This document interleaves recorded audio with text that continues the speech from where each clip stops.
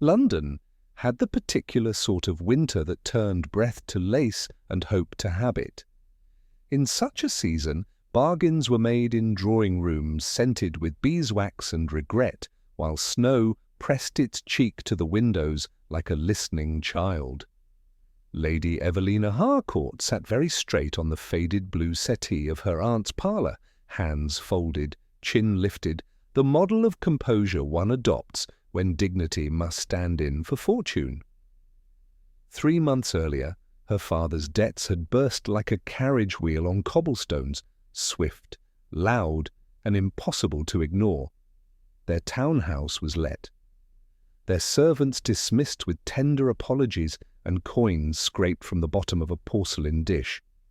And now, when callers came to Mountjoy Street, they did not bring bouquets but ledgers, and no gentleman with intentions brought anything so useless as flowers. It was on such a morning, with the city wrapped in pewter light, that His Grace Adrian Blackwell, the Duke of Wycliffe, arrived without fanfare and took a seat as if the room belonged to him. He was all elegant severity, a dark frock coat, gloves clean as a judge's conscience, eyes like winter water, clear, deep, and unkind to swimmers. Everyone in London knew his story, or rather, they knew the shape of it. A youthful scandal that left him both notorious and useful, a fortune multiplied through decisions cold enough to frost the edges of a room, and a will, his late grandfather's, that tied the final release of a sprawling inheritance to 2 prerequisites, wedlock and a month's respectable appearance of domestic life. The city called it quaint. The Duke called it an obstruction. He did not smile, which only made him more beautiful. "Lady Evelina," he said, as though stating a legal fact, "I have come to offer you marriage." Her aunt made a sound like a startled teacup, and then, to her credit, rose and left them with the tact of someone who had once been poor and never forgot the choreography of rescue. Evelina, who had practiced serenity since childhood, felt something in her chest lurch like a bird against glass. "Marriage," she repeated softly, as if testing the word for cracks. "To your grace." "Yes." He rested one forearm along the chair's carved arm, the picture of patience that isn't patience at all, but decision already made. "My situation is simple. An estate of unusual breadth is presently constrained by my grandfather's final stipulation that I be wed, and that the union persist for at least a month, attended appearances, congenial reputation, no scenes." His mouth shifted, not a smile, not an apology. "I require a wife for 30 days. In exchange, your family's outstanding notes will be satisfied in full, and you will receive a settlement generous enough to choose your future as you please." The words were clean as steel. Evelina's gaze did not waver. She thought of her father's trembling hands as he signed away their last silver, of her mother's quiet bravery, of the maid who had pressed a ribbon into Evelina's palm on her final day and whispered, "Keep something pretty, my lady." She thought, too, of the gentleman who had stopped calling when laughter grew scarce in their drawing-room. The Duke of Wycliffe's offer was not kindness, it was architecture. Still, architecture could keep out the snow. "Why me?" she asked. The Duke inclined his head as if she'd passed a preliminary examination. "Because you are sensible. You do not simper. You are not given to dramatics. And you have no illusions, I hope, about romance being part of this transaction." A small, traitorous corner of her heart, the part that loved Chopin at twilight and the smell of rain on box hedges, lifted its head. She pressed it down. "None," she said. "I imagine there will be rules." "Expectations," he corrected. "We will be married quietly within the week. You will take up residence at Wycliffe House. We will be seen. Dinners, the opera, charitable visits. You will wear the jewels appropriate to your station. I will provide them. You will be treated with perfect respect, as becomes my Duchess. And after the requisite period, you will be free. Your settlement will be transferred immediately." He paused, the slightest frown ghosting his brow. "There will be no entanglements." The word hovered between them like a moth that refused to die. Evelina felt heat touch her throat, not from embarrassment but from the steadiness with which he said it, as if the tender shapelessness of human longing could be shut out by a well-oiled hinge. "Very good," she replied. "I have no appetite for entanglements either." This was not precisely true. She had once. She remembered a summer when laughter had lived in her lungs, when a gentleman poet had read sonnets at twilight and kissed her gloved knuckles with a reverence he did not give to his creditors. But that was a story from a warmer climate of life, and this was winter. "One more matter," the Duke said, drawing a folded parchment from an inner pocket. The seal was unbroken, the confidence was not. "You will find the terms forthright. Review them with your solicitor, if you wish." She did not reach for it. "And your reason, your Grace?" He stilled. "Reason? Why a month? Why at all? Men like you do not bend to paper stipulations without cause." The quiet that followed felt like stepping from marble into snow. He regarded her a moment too long, and she had the uncanny sensation that he was cataloguing inputs, tone, vocabulary, the angle of her chin, plotting the curve of a person the way one plots a voyage. "Because," he said finally, "I have learned the price of giving the world any part of one's heart. This stipulation is the last box in a long column. I mean to check it and be done." The honesty, cold and polished as Riverstone, cut more cleanly than a lie would have. Evelina nodded once. "Very well." She rose. He stood immediately, habit as reflex, and for the first time the air shifted, not warm precisely, but less clinical. Up close he looked almost tired, a man who had been clever for too long. His scent was cedar and something darker. His gaze, when it touched hers, did not burn so much as weigh. "I will not be unkind to you," he said, as if it cost him something to add the sentence. "I do not require kindness," she replied, and was surprised to find that she meant it. "Only clarity. You shall have it." "Then I accept." She was proud of how evenly her voice carried, of how the word did not quake as it crossed the rug between them and settled at his boots like a finished negotiation. A flicker, there and gone, touched his mouth. "We will marry on Thursday. My man will call for you Wednesday for the license. Your aunt will attend." He hesitated, as though wandering to the edge of a forest he seldom entered.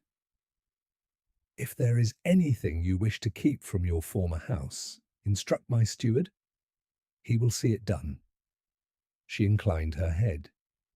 "Thank you." He set the parchment on the small table. She took it then, the paper cool under her fingertips.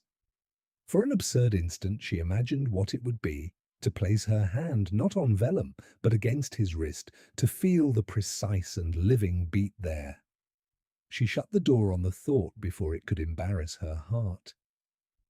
"Lady Evelina," he said, "Your Grace." He left as he had come, with no rustle of sentiment, no strewing of promises, only the faintest echo of expensive boots and the awareness that the room had been measured and found adequate. When the door closed, the parlour breathed out. Her aunt hurried back in, cheeks flushed. "Heavens, child, you are as white as sugar." Evelina looked down at the parchment in her hands, at the lines that would buy back her mother's peace, the chiming clock that would count 30 days with the accuracy of a judge, the signature she would write as if it were not a vow, but a key. "I'm not afraid," she said, and marveled that it was almost true. She crossed to the window. Snow shivered in the light, shifting and quiet, the city's roofs carded with silver. Somewhere beyond the grey, Wycliffe House rose like a theorem, clean, imposing, undeniable. She imagined stepping into it as one steps into cold water, breathless, braced, alive by force. "A month," she whispered, testing the shape of the bargain. Her reflection in the glass looked back at her, not ruined, but refined to essentials. "Very well," Evelina told that girl. "Let us be necessary." And far away, in an office carved out of order and iron, a duke laid down his pen, satisfied the column had narrowed, and refused to wonder why the arithmetic felt suddenly like a heartbeat. The wedding took place 4 days later in a chapel so quiet the sound of the priest's breath felt like an intrusion. There were no guests, no music, no flowers, only the cold beauty of restraint. Lady Evelina Harcourt stood at the altar in a gown borrowed from her aunt's trunk, its ivory lace yellowed slightly with age, while Adrian Blackwell, the Duke of Wycliffe, waited at her side like a man about to sign a treaty rather than take a wife. The officiant's voice droned softly through the vows, echoing off stone walls. To have and to hold in sickness and in health. Evelina's lips trembled, not from emotion, but from effort. The effort of being still, of being correct, of being no one's fool. When the Duke's gloved hand touched hers, she felt no warmth, only steadiness. And yet beneath that calm surface, something unnamed flickered. An energy, a presence, like a fire hidden beneath frost. When the ceremony ended, he bowed slightly. "My thanks, Your Grace," she said, the faintest hint of irony in her tone. He blinked. "It seems, my lady, we are both Your Grace now." Her smile was small and sharp. "Then perhaps we shall divide the title equally. I'll take the grace, and you may keep the yours." For the first time, something like amusement touched his mouth. "You're not what I expected." "I seldom am." The exchange lasted only a heartbeat, but it lingered like a spark refusing to die. They signed the register, the ink dark and deliberate, the silence between them heavy with mutual awareness. When the final mark dried, Adrian folded the document, handed it to the priest, and turned to her. "Our carriage waits," he said simply. Outside, snow began to fall. Fine, soft, relentless. The world, it seemed, was determined to cloak their beginning in white. As the horses started forward, Evelina looked out the window. London blurred into shadow and light, a city of ambition vanishing behind them. Across from her, the Duke sat straight, every motion precise, as if even his breathing obeyed rule. After some minutes, she said quietly, "Do all your arrangements proceed in silence?" He turned his gaze toward her, those cold blue eyes thoughtful. "When noise serves no purpose, yes." "And purpose, I imagine, is everything to you." "Everything," he agreed. She studied him for a long moment, the clean lines of his face, the measured tone of his voice. "Then tell me, Your Grace, what is my purpose in this arrangement?" His jaw tightened slightly, as though her directness had caught him off guard. "To stand beside me when needed, to smile when observed, to do nothing that invites curiosity." "Ah," she murmured, turning back to the window. "A portrait, wife, framed but not felt." He didn't answer. The silence stretched between them, filled only by the rhythm of hooves and the hiss of wheels on snow. When they reached Wycliffe House, dusk had fallen. The estate loomed against the sky, vast, austere, and entirely without welcome. It was beautiful in the way ice is beautiful, sharp, flawless, and cold enough to hurt. The servants bowed as they entered, their eyes curious but discreet. Evelina could feel their glances following her, measuring the newest duchess, the stranger who would vanish again in 30 days. Her chambers were adjoining his, separated by a small antechamber filled with books and firelight. When the maid dismissed herself, Evelina stood before the mirror, her wedding ring catching the light. It was plain gold, elegant, impersonal, the band of a transaction, not a union. She traced it absently, then looked toward the door between their rooms. Light glowed beneath the threshold. She could hear faint movement, the rustle of papers, the soft clink of glass. Without thinking, she crossed the antechamber and knocked once. "Enter," came his voice, low and calm. He stood by the hearth, still in his wedding attire, coat unbuttoned now, his posture relaxed, but his expression unreadable. "Is something amiss, Duchess?" She hesitated. "I only wish to thank you for your courtesy today." He nodded once. "Courtesy costs little, but you're welcome." Her fingers tightened around the doorframe. "If we are to share a house and a name for a month, perhaps we might also share a word or two now and then." His brow arched. "You wish for conversation?" "I wish for civility," she said, meeting his gaze. Even the most temporary of unions benefits from the illusion of companionship. That earned her a quiet, almost reluctant smile. "Very well. You may ask one question tonight, Duchess, and I will answer truthfully." She tilted her head. "Only one?" "Choose wisely." The fire crackled between them. After a long moment she asked softly, "Are you happy?" The question seemed to surprise him. His shoulders stiffened slightly. "Happiness," he said after a pause, "is for men who have time to indulge it." "That isn't an answer." He looked into the fire, the light painting gold across his face. "Then no, I am not." Something fragile stirred in her chest, not pity, but understanding. "Then we are alike, Your Grace. We are both survivors of expectation." Their eyes met, two prisoners behind different bars. He inclined his head. "Good night, Duchess." "Good night, my lord." She returned to her room, the sound of her heartbeat louder than her footsteps. Behind her, the Duke watched the door close, his expression unreadable. He poured himself a glass of brandy and stood, in the flickering light, staring into nothing. When the clock chimed midnight, he whispered to the empty air, "1 month." But the words did not sound like a boundary. They sounded like a challenge. Morning at Wycliffe House dawned grey and dignified, the kind of light that seemed to belong to the Duke himself, restrained, unyielding, and determined to reveal nothing it didn't wish to.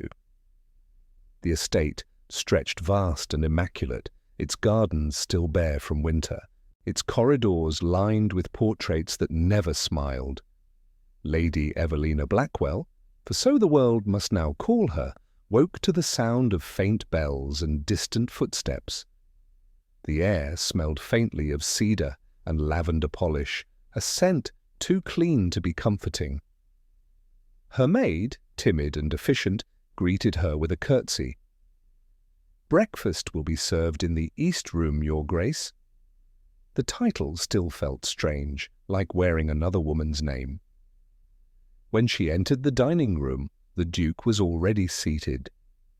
He looked up briefly, his expression polite, but impassive. "Good morning." "Good morning, Your Grace." He gestured toward the place opposite him. "I trust your accommodations are acceptable." "Perfectly." They ate in silence for several minutes, the clink of silverware the only conversation between them. Outside, the world was draped in fog. Inside, he was the fog. Finally, she said lightly, "I must confess, Wycliffe House feels less like a home and more like a museum." Do you ever find it lonely? He didn't look up. I find it peaceful. And peace costs nothing? He paused mid-cut. Everything, he said, quietly. It was the first truth she'd heard from him. After breakfast, she wandered the corridors, curious in spite of herself. The house was a study in contrasts, cold elegance laced with small, unguarded touches. A child's sketch of a horse hung tucked between portraits of grim-faced ancestors. A violin case sat half-hidden near the music room, its strings silent beneath a thin layer of dust. She found herself drawn toward the library, where the air smelled of parchment and rain. It was there she saw him again, not the Duke of cold negotiation, but a man unobserved. He stood before the window, his coat discarded, his sleeves rolled to the elbow, sunlight glinting off the faint scars across his hands. For a moment she forgot herself. "You should knock," he said without turning. "I did," she lied smoothly. He glanced over his shoulder, the corner of his mouth almost curving. "And I ignored you?" "It appears you did." "Then I must be losing my discipline." She stepped further into the room, her gaze sweeping the shelves. "You have quite the collection." "They belong to my mother," he said softly. She read when she wished to forget the world. Evelina tilted her head. "And do you?" "I build empires when I wish to forget it." The answer made her chest ache. Not for pity, but for recognition. That evening, Wycliffe House hosted its first dinner since their arrival. Just the two of them, seated at opposite ends of a table long enough to host Parliament. The candlelight wavered between them like a sea of restraint. "Are you always this quiet?" she asked. "When I have nothing to say." "But then you must think I talk too much." He looked up from his glass. "No, I think you talk enough for both of us. And better." It was such a small kindness, she nearly missed it. She smiled faintly. "And yet I cannot tell if you compliment me or insult me." "Does it matter if it pleases you?" The remark startled her, not for its boldness, but for the trace of warmth beneath it. "Careful, Your Grace," she murmured. "You sound almost human." "I assure you, Duchess," he replied dryly, "the condition is temporary." Later that night, unable to sleep, Evelina found herself drawn once more to the corridor outside his study. The door was ajar. Inside she saw him seated at his desk, writing by the light of a single candle. His face, usually so composed, looked softer, weary even. She shouldn't have watched, but she did. When he finally sensed her there, he didn't startle. "You move quietly," he said. "Perhaps I learned it from you." He set down his pen. "Can't sleep?" "Not yet." "Does the house trouble you?" "No," she said truthfully. "Only the silences." He leaned back in his chair, studying her. "You speak as though they're alive." "Perhaps they are," she replied. "They whisper things when no one's listening." He raised an eyebrow. "And what do they whisper to you, Duchess?" She hesitated. "That your ghosts are louder than mine." The room fell still. The fire crackled, the only witness to a truth neither of them had meant to speak. Finally, he said quietly, "You should rest." She nodded, but did not move. "Good night, Adrian." The names slipped out uninvited, a mistake, or perhaps a test. His eyes flickered, a storm behind composure. "Good night, Evelina." For the first time since her arrival, she slept deeply. And though she would never admit it aloud, it was not the comfort of the manner that soothed her. It was the sound of her name in his voice. The next morning, when she entered the breakfast room, she found a book waiting at her seat. No note, no flourish, only the inscription inside the cover, written in precise handwriting, for when silence becomes too heavy. She smiled, tracing the ink with her fingertips. It seemed, despite all his walls, the Duke of Wycliffe had begun, however unwillingly, to let her in. The storm arrived without warning, a sudden roar of wind sweeping across Wycliffe House, turning the night into a symphony of thunder and glass. Candles flickered, curtains trembled. Somewhere deep in the estate, a door slammed like a gunshot. Dinner had been set for 2, but the servants had barely left the room when lightning tore the sky open, and the power of the storm made it clear. No one would be coming or going tonight. Lady Evelina Blackwell sat at the far end of the long dining table, her reflection shimmering faintly in the silverware. The rain battered the windows in furious rhythm, but inside the walls the quiet was almost intimate. A fragile, suspended stillness that belonged only to storms and confessions. Adrian Blackwell, the Duke of Wycliffe, entered moments later, coat unbuttoned, hair slightly damp. For the first time since their wedding, he looked less like a statue and more like a man, alive, human, even uncertain. "Forgive the delay," he said. "The stables required inspection. The storm caught us off guard." She gestured to the chair across from her. "I would be far more concerned if the horses were less important than dinner." A faint smile ghosted across his lips. "They might be to me." He sat. The air hummed, not with conversation, but with the kind of silence that only exists when 2 people are trying too hard not to speak. The first course came and went, untouched. Thunder rolled across the hills, the candle flames danced, their light softening the sharp edges of the Duke's face. Evelina found herself watching him. Not his power, not his posture, but the exhaustion beneath both.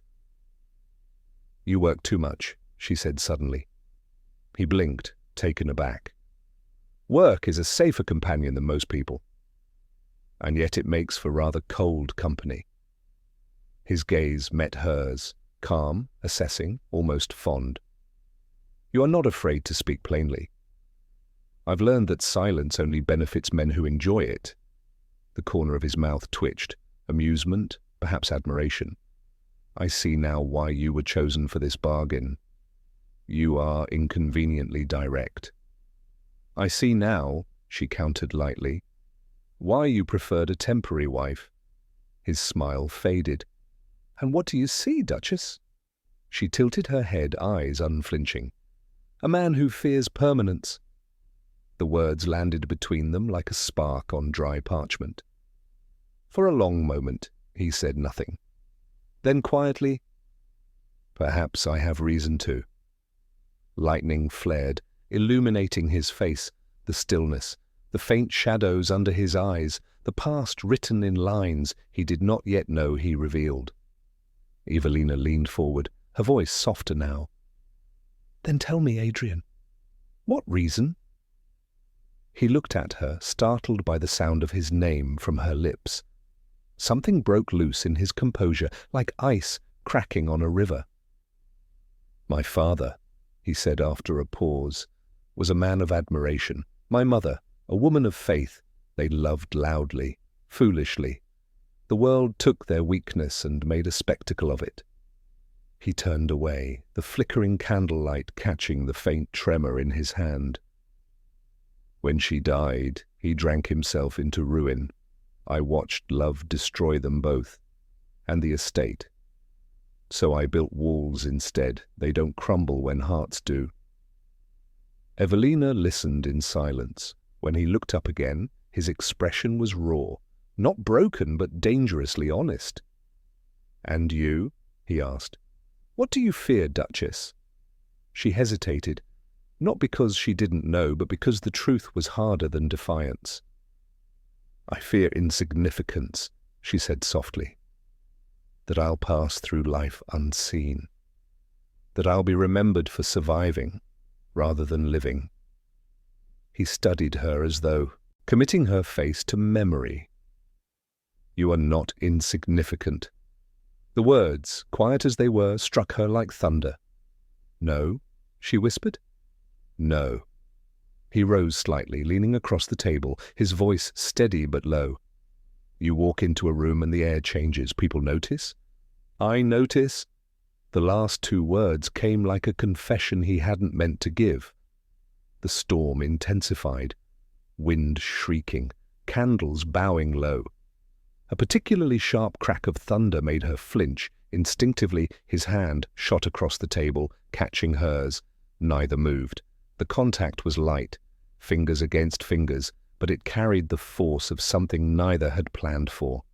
Her pulse raced, his hand, warm and strong, stilled her tremor. The moment stretched, deepened, darkened. "You should let go," she said, barely above a whisper. "I should," he murmured, "but I find I don't want to." When she met his gaze, the air changed. The world outside might have drowned, and neither would have noticed. He stood slowly, walked around the table, and stopped beside her chair. The firelight painted his face in shades of gold and shadow. "Evelina," he said, her name a prayer and a curse. "Yes?" He hesitated. The Duke fighting the man, the bargain fighting the heart. Then, in a voice roughened by truth, he said, "1 month may not be long enough." Her breath caught. "For what?" "For forgetting you." The words were too much, too intimate, too impossible. And she rose quickly, the chair scraping the floor. "We made an agreement." "Yes," he said, stepping closer. "And I'm discovering it was a foolish one." She turned toward the window where rain streaked like melted glass. "Then you should have written better terms." He smiled faintly, a sad, self-aware smile. "You are not easily intimidated." "Should I be?" He took another step, close enough now that she could feel the warmth of him through the air. "You should be careful," he murmured, "because when I want something I rarely stop until I have it." She looked up at him, unflinching, furious, trembling. "And what is it you want, Your Grace?" He reached out, just once, his fingertips brushing the edge of her sleeve, his restraint trembling in every muscle. "You," he said simply. The next moment, thunder broke again, shattering whatever spell had dared to form. Evelina stepped back, heart hammering. "Then it's good we agreed on limits." His jaw tightened. "For now."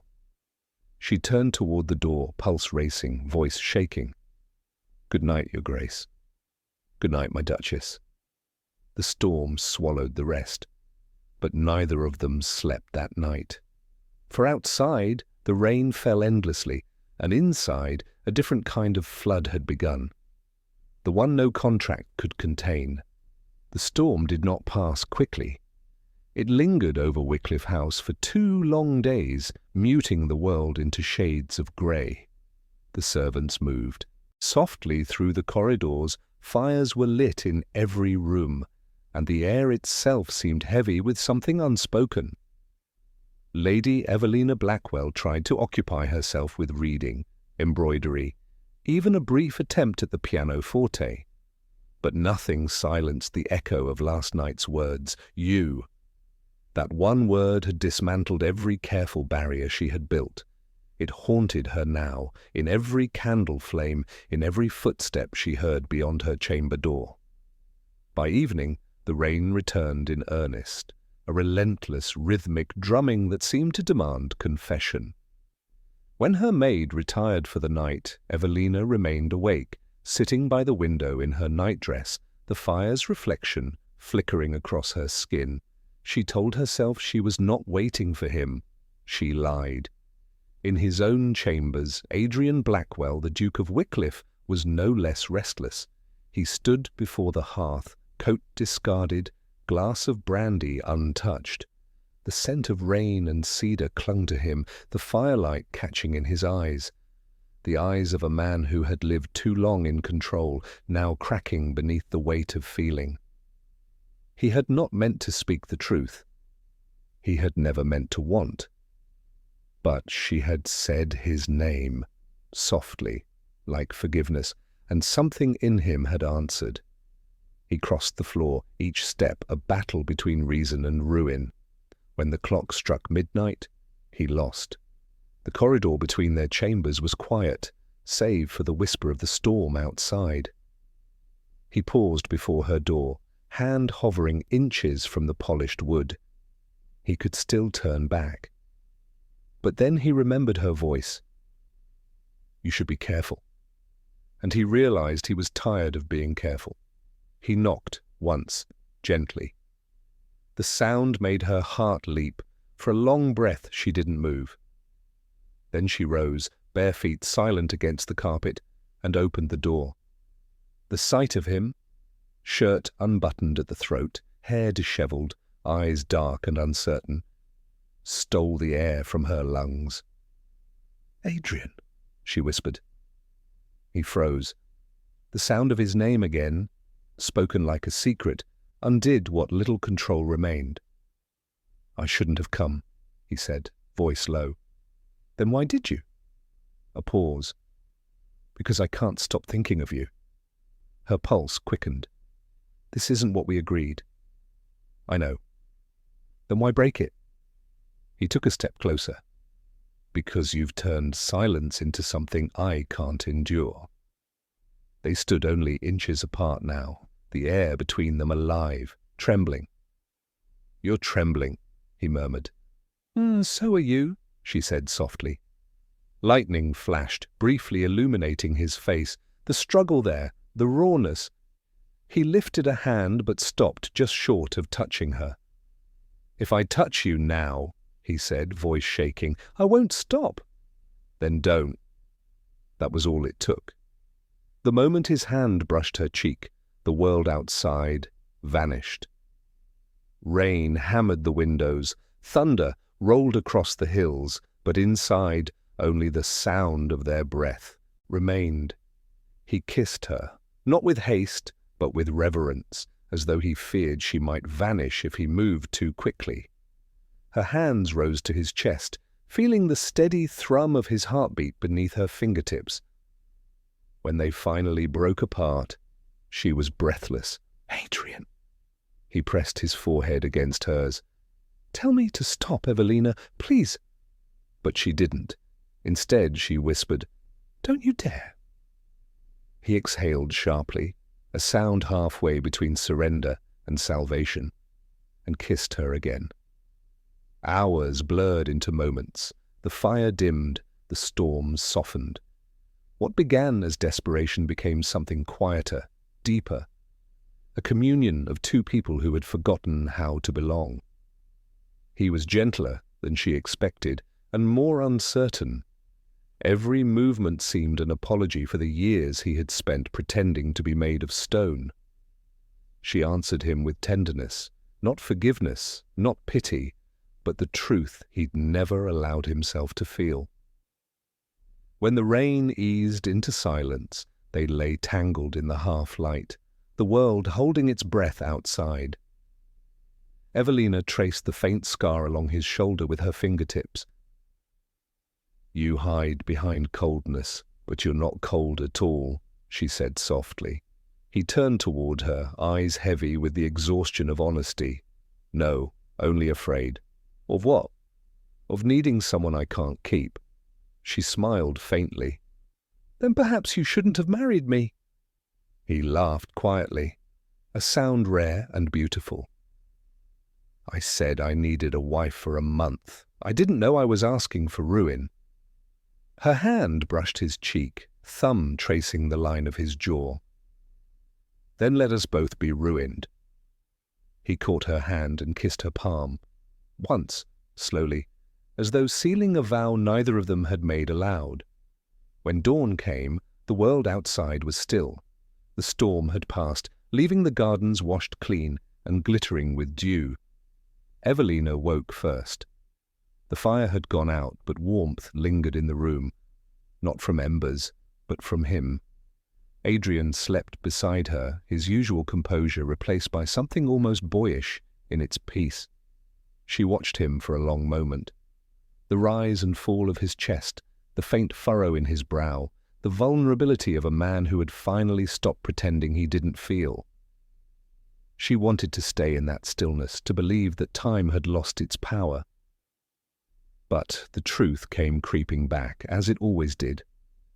1 month, 30 days, and half of them already gone. When he stirred, she turned away quickly, pretending to be asleep. He brushed a strand of hair from her cheek, a tender, absent gesture, then rose quietly and left. She opened her eyes only after the door closed. For a long moment she lay there, the echo of his touch lingering like sunlight after rain. Then softly, she whispered to the empty room, "What have we done?" The silence did not answer.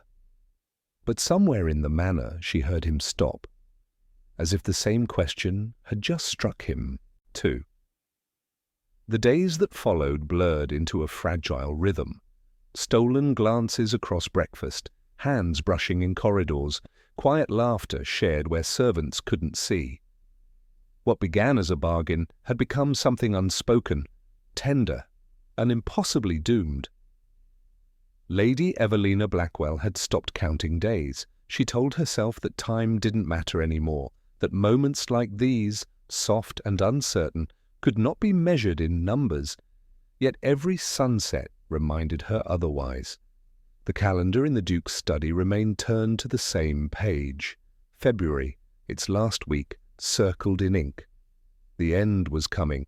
The Duke himself, Adrian Blackwell, the man once known for his precision, had grown careless. He forgot meetings. He left correspondence unanswered.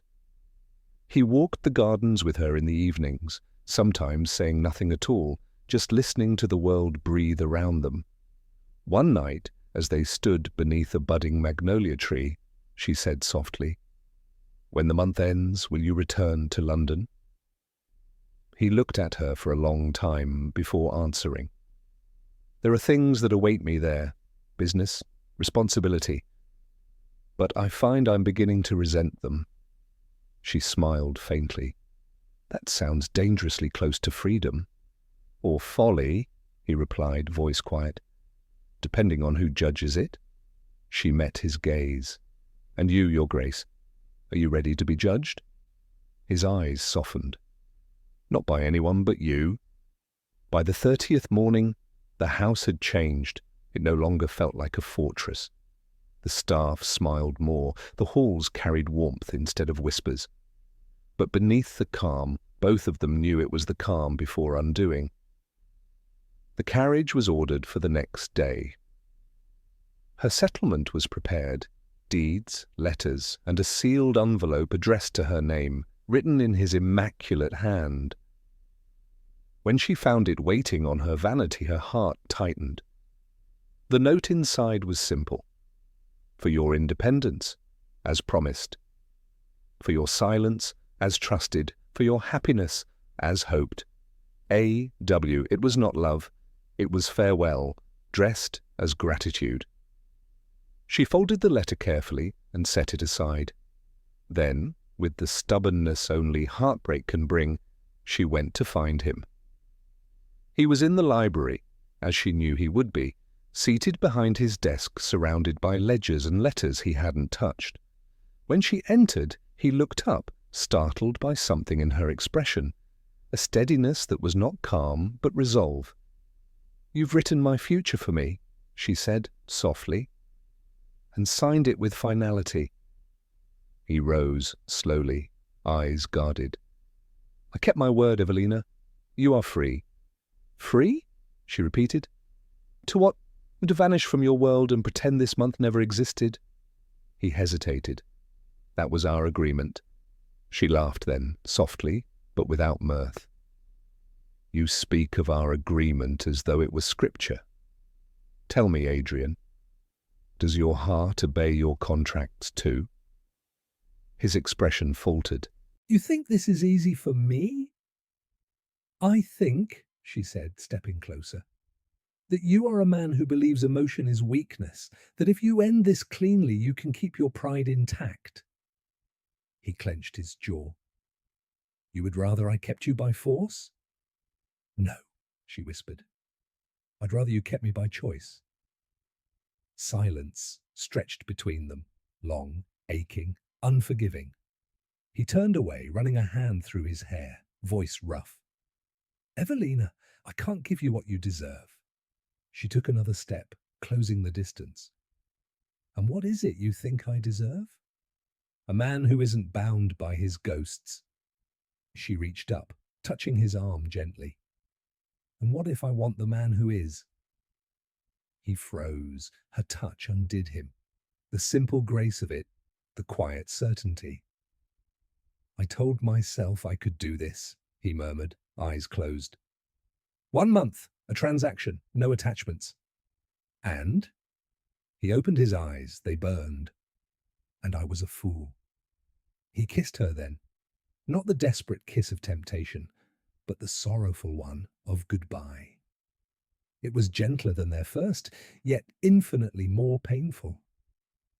When he pulled away, she saw it in his face. The truth he wouldn't speak. He loved her, but he would never ask her to stay. "Go," he said softly, "before I forget the man I promised to be." Tears blurred her vision, but she managed a trembling smile. "Then I shall go before you forget the man I love." She turned before he could see her cry. He stood motionless long after she'd gone, her scent still lingering in the air. Lavender, ink, and quiet ruin. When the carriage wheels finally crunched against the gravel, something inside him broke with the sound. That evening, the Duke did what he always did when emotion threatened him. He wrote. But this time, the words would never be sent. "My dearest Evelina, I told myself I could build walls tall enough to keep you out. Instead, I built a prison for myself. I will live inside it now with your memory for company. If I were a braver man, I would have asked you to stay. But courage, it seems, has never been my virtue. Adrian." He sealed the letter, set it aside, and poured a drink he didn't taste. The house was quiet. Too quiet. When dawn broke, he found himself in the gardens, the magnolia tree blooming in white petals. He looked up at it and whispered, "A month." The word had once meant time. Now it meant eternity. Miles away, in a small inn outside London, Evelina sat by a window, watching the countryside fade behind her. The road stretched ahead, free, open, endless. But her heart, it had stayed behind at Wycliffe. She unfolded his note, and the polite, careful one, and smiled through her tears. "You fool," she whispered. "You gave me freedom, and I'd have given you forever." Outside, the morning light spilled gold over the fields. Somewhere far away, a duke sat beneath a tree, holding a letter he would never send. And though neither knew it yet, fate had not finished with them. Because love, once awakened, does not obey contracts, it writes its own. Spring crept slowly into London, painting the world in pale sunlight and early blossoms. The scandal of Lady Evelina Blackwell's brief duchesshood had long since faded into gossip columns and careless laughter, a curiosity replaced by newer sins. But for Evelina herself, time did not heal, it only rearranged the ache into something quieter, sharper, and infinitely lonelier. She had taken rooms above a small bookshop in Bloomsbury, modest but filled with the scent of paper and possibility. There, among strangers and novels, she tried to forget. Some days she almost succeeded. Others she would glance up at the sound of a carriage in the street and feel her heart catch, foolishly, hopelessly, waiting for a face that would never come. The world believed the Duke of Wycliffe had resumed his life without incident, The Gazette reported that he had turned his attention back to Parliament, to industry, to the estate, the perfect man of purpose, as always. But Evelina knew better. Men like Adrian did not survive love. They endured it. Quietly. One morning, as she descended to the shop below, the bookseller, a kindly old man with a love of letters, handed her a parcel wrapped in brown paper. "A gentleman delivered this for you at dawn," he said. "No name." Her hands trembled as she untied the string. Inside lay a single leather-bound journal, worn at the corners, and a note written in a familiar hand. "For the Duchess, whose silence I mistook for strength, and whose absence I can no longer bear." As she sank into the nearest chair, breath-catching, for a long time she simply stared at the journal, unwilling to open it. Finally she did. The first page bore his handwriting, elegant, deliberate, and heartbreakingly precise. Day 4. She smiles when she doesn't mean to. It disarms me. I find myself inventing excuses to speak to her, and then resenting myself for doing so. She turned the page. Day 9. The house feels different. Brighter. I caught her laughing with the housekeeper this morning. I'd forgotten how sound can change a room. Another page later, still, day 18, and I dreamt of her. She stood in the garden in the rain. When I woke, I could still smell lavender. I fear I am losing my discipline. Evelina's vision blurred. She pressed her palm to her mouth, stifling a sob. Day 24. She asked if I am happy. No one has asked me that in years. I lied, of course. I told her I am content. But when she looked at me, I wanted to tell the truth. Page after page unfolded his undoing, not in grand declarations, but in small, devastating admissions. Day 28, I kissed her. I meant to stop. I didn't. Day 29, the storm outside ended. The one inside me did not. Day 30, she will leave tomorrow. I have written her freedom into law, but I cannot bring myself to seal the document. Every line feels like betrayal. At the very end, one final entry, written in uneven ink. Day 31. I watched her carriage vanish into the mist. It felt like watching the sun go down for the last time. I told myself I wanted peace. I lied. I wanted her. The ink had smudged where it had dried too slowly, as if written through tears. Evelina closed the book and sat still for a long while, listening to the faint hum of rain against the window panes. Her heart ached, not only for what they'd had, but for what he had suffered in silence. She rose abruptly, gathering her cloak. "Mr. Wren," she called to the bookseller, "have my carriage brought round, please." He looked up, surprised. "You're leaving London?" "For Wycliffe." The journey was long, the road slick from early spring rain. As the countryside unfolded before her, she replayed the words she had read, each one a thread pulling her back toward him. She remembered the way he had looked that last morning, composed, distant, terrified. The way his hand had trembled when he gave her freedom she hadn't asked for. Freedom meant nothing without him. By the time her carriage passed through the iron gates of Wycliffe Manor, dusk had fallen. The house rose ahead like a ghost from memory, unchanged, yet entirely different now that she knew its heart had been beating all along. She knocked once. The butler's eyes widened when he saw her. "Your Grace!" "I beg your pardon, Lady Evelina? Is His Grace here?" The man hesitated. "He has not been well, my lady. He scarcely leaves his study.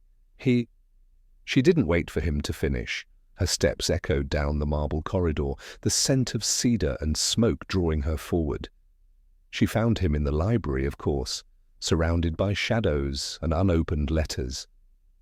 He looked up as the door opened, and for a moment disbelief froze him. "Evelina," he whispered, her name breaking on his tongue like a prayer. She crossed the room before he could stand. "You wrote to me," she said, voice trembling. "Not once, not twice, but every day you pretended to forget me." He rose slowly. "You found the journal." "I did." He exhaled, a fragile sound. "Then you know the truth." "I know you loved me." He flinched. "Loved." Her gaze didn't waver. "Love does not vanish because a calendar says it must." He turned away, as though afraid to believe her. "You shouldn't have come." "And tell me to leave." He didn't. She stepped closer, her voice gentler now. "You once said you feared needing someone you couldn't keep. And yet, here I am, unkept and still yours." His eyes closed. "Evelina." "I read your words," she continued, her hand trembling as it brushed his sleeve. "Every one of them. I heard your heart louder than your silence. Do not tell me we were a mistake, we were a miracle." That broke him. The Duke of Wycliffe, the man of iron, the master of restraint. His control shattered like glass. He reached for her, pulling her close, his voice breaking against her hair. "I tried to let you go," he whispered. "I thought it was mercy." "It was fear," she said softly. He drew back, looking into her face, the same eyes that had haunted every dream since she left.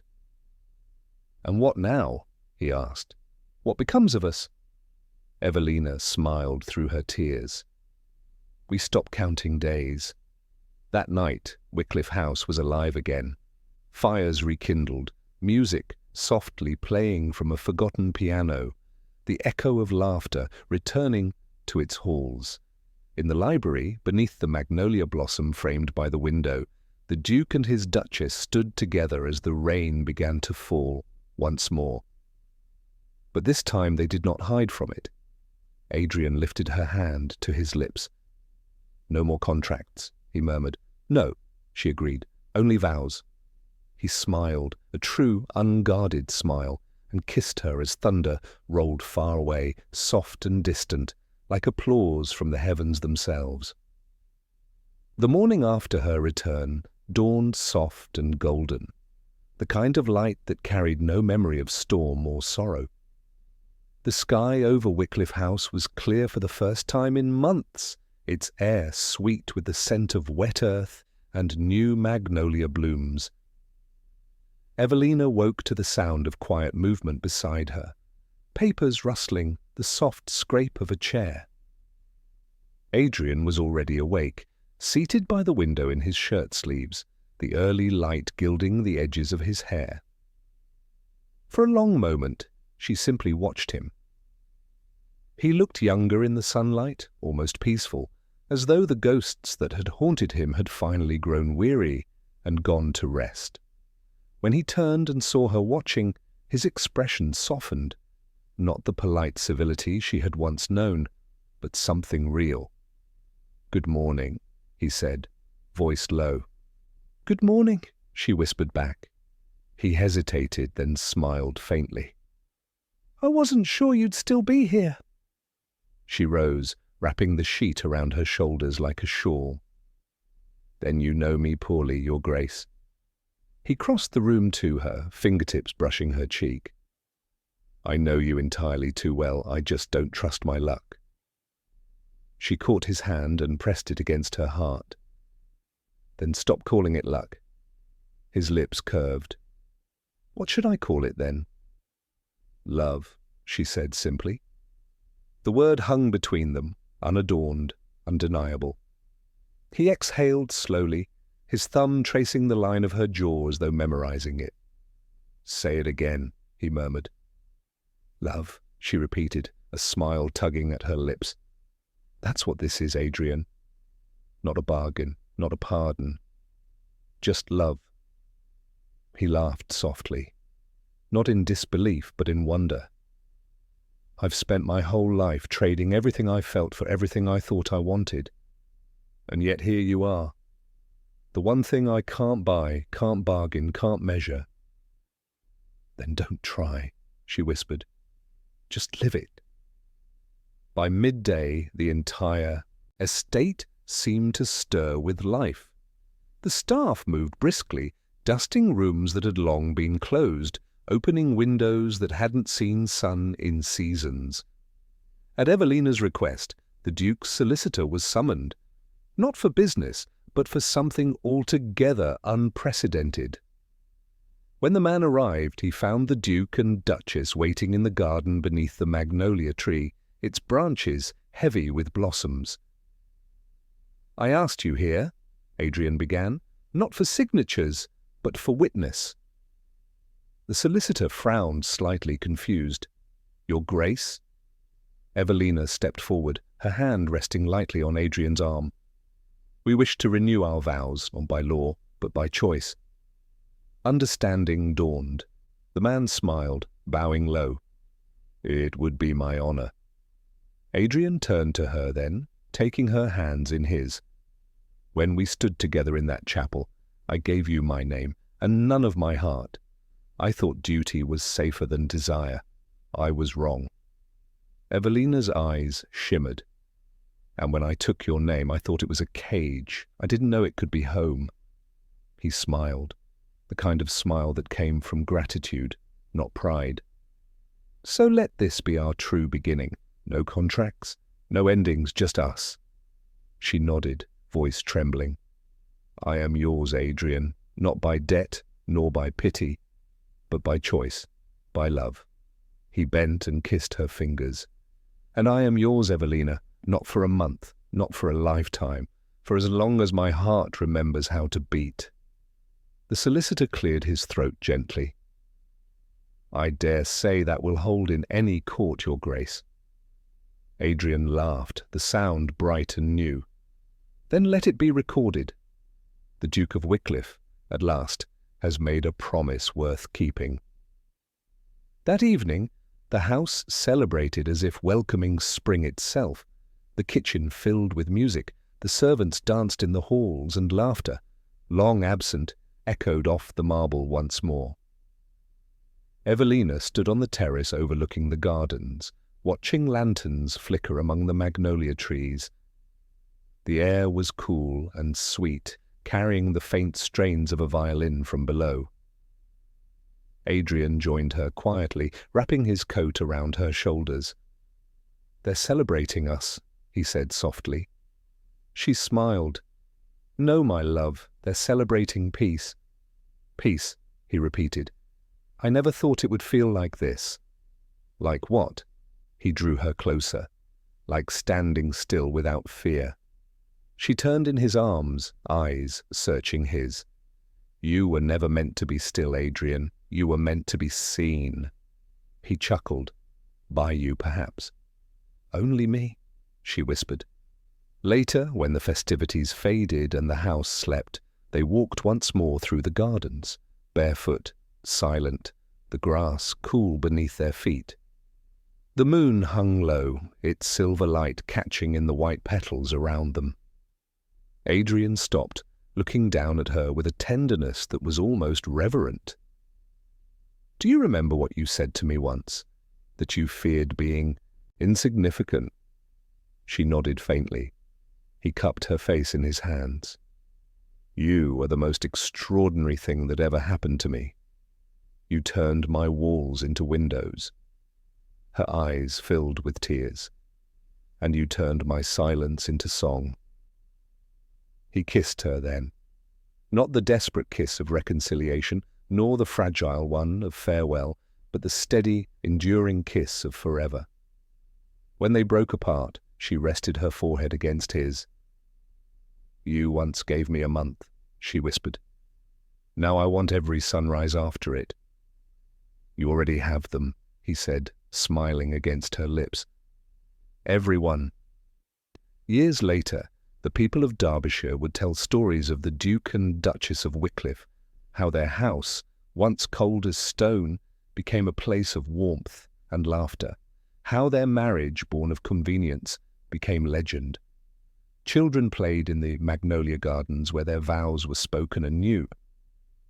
The staff said that every spring, when the first blossoms opened, They could hear the Duchess's laughter carried on the wind, light, musical, and impossibly alive. And in the great library, a single, leather-bound journal rested beneath glass. On the first page, in the Duke's own hand, were written the words, "She agreed to 1 month as my wife." But a lifetime was not enough for me. That night, long after the world had fallen quiet, Adrian and Evelina sat together by the fire, their hands intertwined. The years ahead were uncertain, but for once, neither feared what they could not see.